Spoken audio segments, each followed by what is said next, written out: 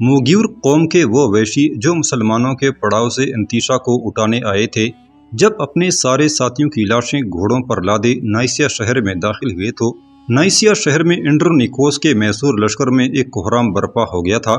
ان پر ایک عجیب قسم کا خوف اور دہشت طاری ہو گئی تھی۔ یہ سماج جب انڈرونیکوس اور راجر نے دیکھا تو ان کے پاؤں تلے سے بھی زمین نکل گئی تھی۔ سب سے پہلے ان لاشوں کی تدفین کا اہتمام کیا گیا تھا، پھر وہ 2 سالار جو لاشیں لے کر آئے تھے انہیں انڈرونیکوس اور راجر کے سامنے پیش کیا گیا۔ انڈرونیکوس کے بجائے روجر نے ان دونوں کو مخاطب کیا، تمہارے ذمے جو کام لگایا گیا تھا آخر اس میں تم لوگوں کو ناکامی کیسی ہوئی؟ کیا کسی نے تمہیں پڑاؤ میں داخل ہوتے ہوئے دیکھ لیا تھا؟ لیکن ایسا ممکن نہ تھا، اس لیے کہ مسلمانوں کا لشکر اس وقت بری طرح ہمارے ساتھ جنگ میں مصروف تھا۔ پھر تم لوگ کیوں انتشا کو اٹھا کر یہاں لانے کے بجائے اپنے ساتھیوں کی لاشیں اٹھا کر لائے ہو؟ مرنے والے ساتھیوں کا سالار روجر کو مخاطب کرتے ہوئے بول اٹھا، آپ کا کہنا درست ہے، لیکن لگتا ہے مسلمانوں کی خبر گیری کا انتظام ہم سے کہیں بہتر ہے۔ انہیں شاید خبر ہو چکی تھی کہ ہم اس وقت انتشا کو پڑاؤ سے اٹھانے کی کوشش کریں گے جس وقت جنگ اپنے عروج پر ہوگی، اس لیے کہ پڑاؤ میں داخل ہونے کے بعد جب ہم تھوڑا سا آگے گئے اچانک خیموں میں سے مسلح جوان نکلے۔ انہوں نے کمانیں کس رکھی تھیں جن پر تیر چڑھے ہوئے تھے اور تیر بھی زہریلے۔ انہوں نے ہمیں ہتھیار ڈالنے پر مجبور کر دیا۔ اس کے بعد ان کے سلطان کے حکم پر تمام جوانوں کا کام تمام کر دیا گیا اور ہم دونوں کو حکم دیا گیا کہ ہم لاشیں آپ کے پاس لے جائیں۔ وہ سالار جب خاموش ہوا تو روجر نے دکھ بھرے انداز میں کہنا شروع کیا، اس کا مطلب ہے کہ مسلمان کسی بھی صورت انتشا کو واپس نہیں کریں گے۔ یہاں تک کہتے کہتے راجر کو رک جانا پڑا کیونکہ اس کی بات کاٹتے ہوئے بادشاہ انڈرونیکوس بول اٹھا تھا، راجر تم غلط کہتے ہو، یہ نہ کہو کہ مسلمان کسی صورت انتشا کو ہمارے پاس نہیں بھیجتے، بلکہ یوں کہو کہ انتشا کسی بھی صورت یہاں ہمارے پاس آنا نہیں چاہتی۔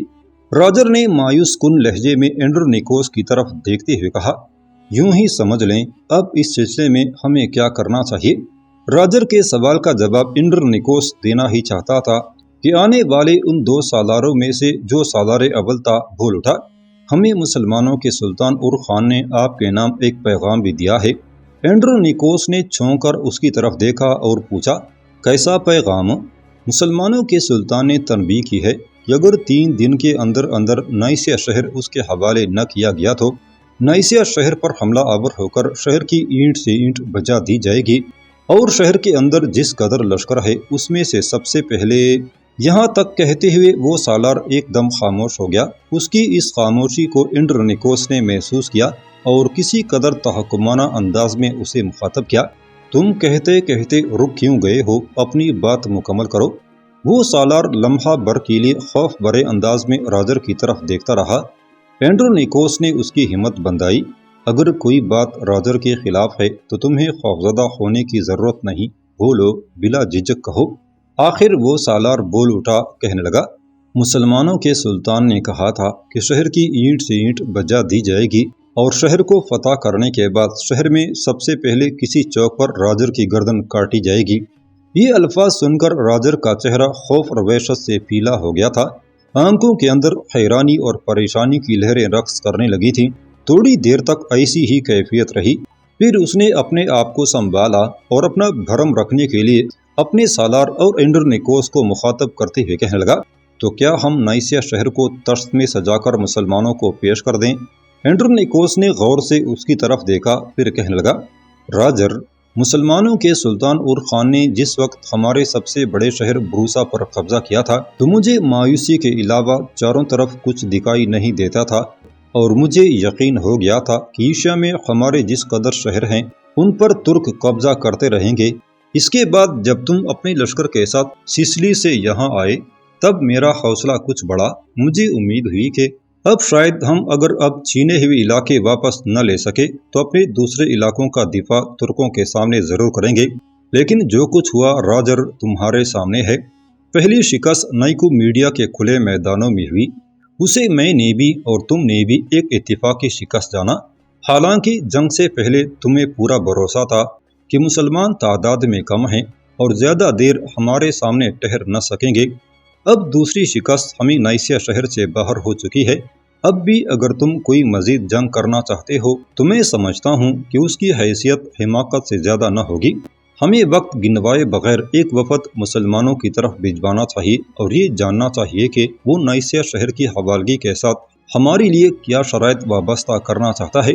یہاں تک کہنے کے بعد اینڈرونیکوس رکا، پھر شاید وہ راجر پر آخری ضرب لگانے کے لیے کہہ رہا تھا، راجر، اگر ہم صلح پر آمادہ نہ ہوئے تو میں تمہیں یقین دلاتا ہوں کہ مسلمان شہر کا محاصرہ کر لیں گے۔ ان کے لشکر کے حوصلے بڑے ہوئے ہیں، جبکہ ہمارے لشکر 2 نہیں بلکہ 3 بار لگاتار شکست اٹھانے کے بعد بددل ہو چکا ہے اور اب وہ مسلمانوں کا مقابلہ کرنے کے قابل نہیں رہا۔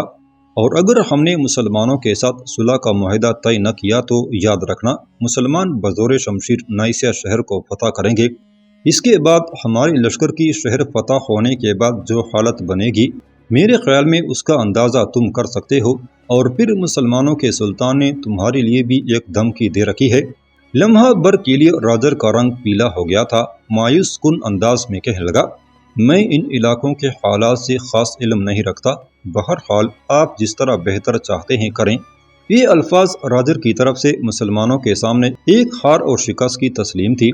اس کے بعد صلح کی شرائط طے کرنے کے لیے اینڈرونیکوس نے اپنا ایک وفد مسلمانوں کے سلطان کی طرف روانہ کیا تھا۔ عشاء کے بعد یہ وفد واپس آیا، اینڈرونیکوس کی خدمت میں حاضر ہوا۔ اس وقت راجر اور میری دونوں وہیں بیٹھے ہوئے تھے۔ وفد کا جو سربراہ تھا اس نے اینڈرونیکوس کو مخاطب کرتے ہوئے کہنا شروع کیا، ہم آپ کے لیے 2 خبریں لے کر آئے ہیں۔ پہلی یہ کہ مسلمانوں کا سلطان صرف نائسیا شہر کی حوالگی کا مطالبہ کرتا ہے اور اس حوالگی کے ساتھ کوئی شرط نہیں رکھتا۔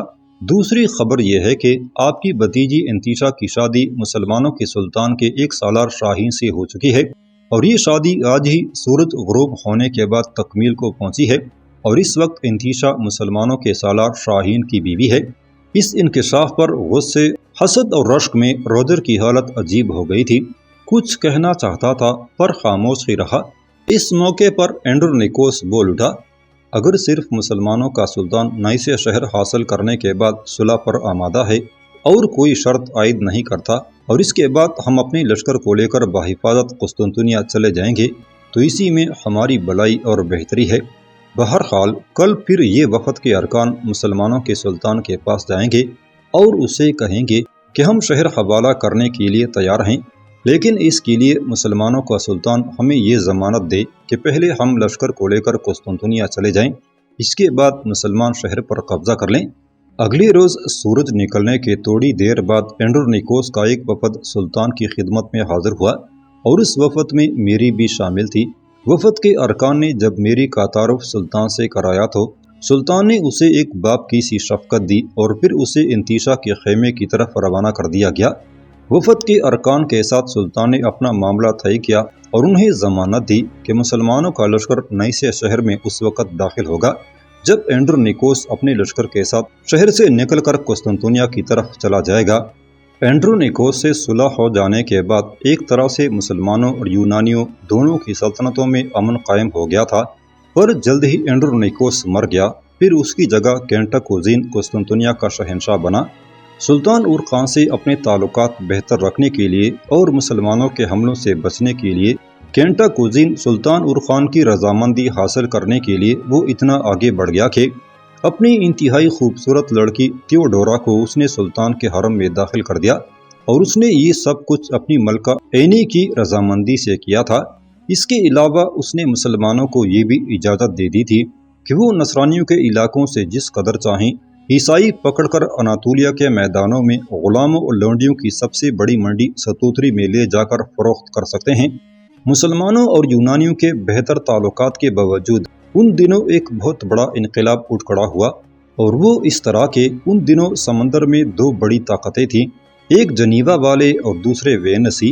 تجارت کی خاطر ان دونوں اقوام کی سمندر کے اندر آپس میں اکثر جھڑپیں ہوتی رہتی تھیں اور ان جھڑپوں کا مرکز بحیرہ باسفورس تھا جو ترکوں کے علاقوں میں ملحق تھا۔ اہل وینس شروع سے ہی ترکوں کے خلاف تھے اور سلطان اورخان بھی جانتا تھا کہ وہ ہمیشہ مسلمانوں کے مفاد کے خلاف کام کرتے رہے ہیں۔ انہی دنوں ایک ایسا واقعہ اٹھا جس نے مسلمانوں کو اہل وینس کے خلاف کارروائی کرنے پر مجبور کر دیا۔ دراصل وینس والوں نے بحیرہ باسفورس میں جنیوا کی بحری طاقت کو نقصان پہنچایا، جس کے جواب میں جنیوا والوں کا ایک وفد سلطان اور خان کی خدمت میں حاضر ہوا۔ جس وقت یہ وفد بروسا پہنچا، سلطان نے اپنے سارے سالاروں اور عمائدین کے سامنے اس وفد کو اپنے سامنے حاضر کرنے کا حکم دیا، جس پر وفد کے ارکان نے انکشاف کیا کہ اہل وینس صرف بحری تجارت ہی نہیں بلکہ مکمل طور پر بحیرہ باسفورس پر قبضہ کرنا چاہتے ہیں، اور یہ بات جنیوا ہی کے خلاف نہیں بلکہ ترکوں کے مفاد کے بھی خلاف ہے۔ جنیوا کے وفد نے سلطان اور خان پر یہ بھی انکشاف کیا کہ وہ درہ دانیال کے اس پار بالکل سمندر کے کنارے زمپ نام کا قلعہ ہے، اس قلعے کے اندر اہل وینس نے نہ صرف اپنے بلکہ سینٹ جان کے نائٹوں کے علاوہ فلاڈلفیا کے جنگجوؤں کو بھی وہاں جمع کر رکھا ہے، تاکہ یہ سب مسلح زمپ قلعے سے نکل کر وینس کے دشمنوں پر حملہ آور ہو کر ان کی بحری تجارت کی ترقی کا باعث بنے اور دوسری اقوام کی تجارت کو فروغ حاصل نہ کرنے دیں۔ جنیوا والوں کے وفد نے سلطان اور خان پر یہ بھی انکشاف کیا کہ اگر حالات جو کہ تو رہنے دیے گئے تو اہل وینس نہ صرف یہ کہ پورے بحیرہ باسفورس پر قبضہ کر لیں گے بلکہ دوسرے اقوام کی بحری تجارت کو بھی ختم کر کے رکھ دیں گے۔ انہوں نے سلطان اور خان پر یہ بھی انکشاف کیا کہ قسطنطنیہ کا شہنشاہ کینٹاکوزین وینس والوں کے سامنے بالکل بے بس ہے، اس لیے کہ کینٹاکوزین اپنی سلطنت کے بدترین اندرونی حالات اور شورشوں میں پھنسا ہوا ہے۔ انہوں نے بتایا کہ یونانی سلطنت بڑی تیزی سے سمٹ رہی ہے، جگہ جگہ شور و شر برپا ہے۔ ایشیا میں یونانیوں کے پاس صرف ستوتری اور چند قرب جوار کے قلعے ہیں۔ تھریس میں ان کی حکومت اس خبت سے محیط ہو کر رہ گئی ہے جو خلیج برنس سے شروع ہو کر اینڈرومانوپل کے شمال جانب بحیرہ ایجین پر ختم ہو جاتا ہے۔ مقدونیہ میں صرف تھسالونیکا اور اسے منسلک جزیرے ان کے پاس ہیں، جبکہ باقی حصوں پر سربی مکمل طور پر مسلط ہیں، اور اس کے ساتھ ہی سرویا رائے تسلی، اپیرس اور چند اور جزائر پر بھی قبضہ کر چکے ہیں۔ یونانیوں کے پاس چند جزیرے ہیں، لیکن وہ بھی اہل وینس کی بڑی ہوئی طاقت کے سامنے اپنے لیے خطرہ محسوس کر رہے ہیں۔ جنیوا کے اس وفد کی ہر بات کو سلطان اور خان نے بڑے غور سے سنا، لیکن ان کے ساتھ کوئی وعدہ نہ کیا، صرف اتنا کہہ کر کہ وہ اپنے سالاروں اور قائدین سے مشورہ کرنے کے بعد کوئی جواب دے گا یا کوئی کارروائی کرے گا۔ تاہم اہل جنیوا کے وفد کو بڑی تکریم کے ساتھ رخصت کیا گیا، لیکن بذات خود سلطان وینس والوں پر ضرب لگانے کا تہیہ کر چکا تھا۔ زم کا قلعہ اگر مسلمانوں کے قبضے میں آ جاتا تو اس کے محلی وقوع کو دیکھتے ہوئے مسلمان نہ صرف اپنی بحری طاقت اور تجارت کو محفوظ کر سکتے تھے بلکہ اہل وینس اور ساتھ ہی قسطنطنیہ والوں کو بھی اپنے سامنے جھکنے پر مجبور کر سکتے تھے۔ جنیوا کے وفد کے جانے کے بعد اپنے عمائدین اور سالاروں کو مخاطب کرتے ہوئے سلطان اور خان کچھ کہنا چاہتا تھا کہ اس سے پہلے ہی اس کا بیٹا بول اٹھا، سلطان محترم، جنیوا والوں کے وفد کے جانے کے بعد میں جانتا ہوں آپ ہم سب سے یہ پوچھیں گے کہ جو کچھ انہوں نے کہا ہے اس کے بارے میں ہمارا کیا خیال ہے۔ میں کہتا ہوں ہمیں ہر صورت میں درہ دانیال کے پار زم کے قلعے پر قبضہ کرنا چاہیے، اس طرح ہماری سلطنت ایشیا سے نکل کر یورپ میں داخل ہو جائے گی، اور یہ خطہ چونکہ اہل وینس کی ایک طرح سے طاقت اور شرارتوں کا آماجگاہ ہے، لہٰذا اس پر قبضہ کرنا انتہائی اہم ہے۔ اس سے نہ صرف یہ کہ اہل وینس کو ہم بحری طاقت اور بحری تجارت میں فوقیت حاصل نہ کرنے دیں گے بلکہ ایک بڑی طاقت کی حیثیت سے انہیں اہل جنیوا پر حاوی ہو کر بحیرہ باسفورس بھرنے نہ دیں گے۔ سلیمان رکا، اپنے ہونٹوں پر اس نے زبان پھیری۔ اس کے بعد اپنا سلسلہ کلام جاری رکھتے ہوئے وہ کہہ رہا تھا، آپ سارے معاملے کو مجھ پر چھوڑ دیں۔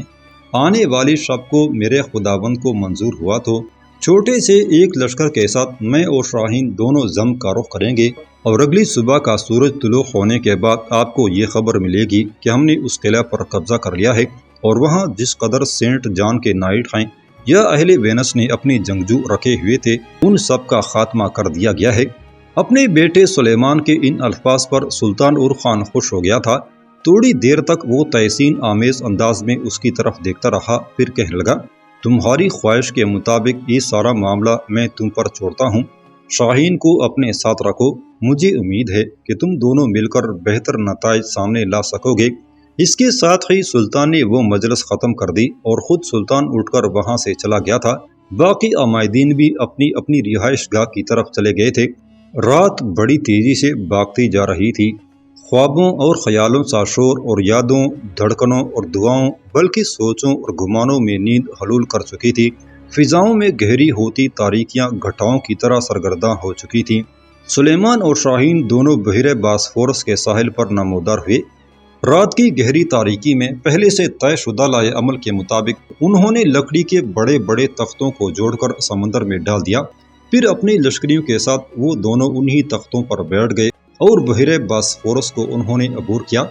مورخین اس بات کی نشاندہی کرتے ہیں کہ قلعہ زم پر حملہ آور ہونے والوں نے لکڑی کے تختوں پر ہی سمندر کو عبور کیا تھا، جن کی کمانداری سلیمان کر رہا تھا۔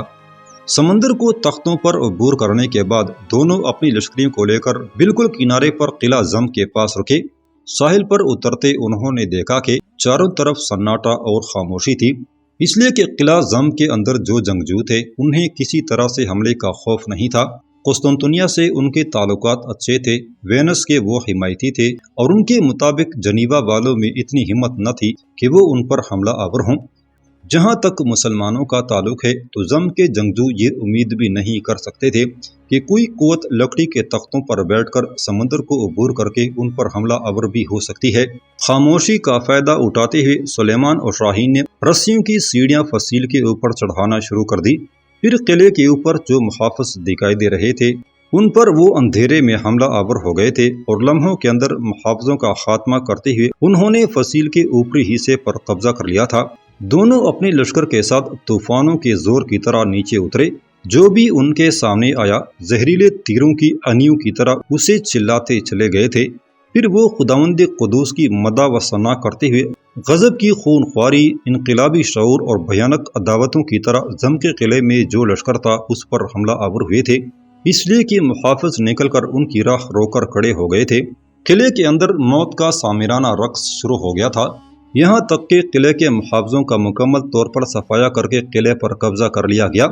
اس طرح عثمانی ترکوں نے ایشیا سے نکل کر یورپ کے دروازوں پر دستک دینا شروع کر دی تھی۔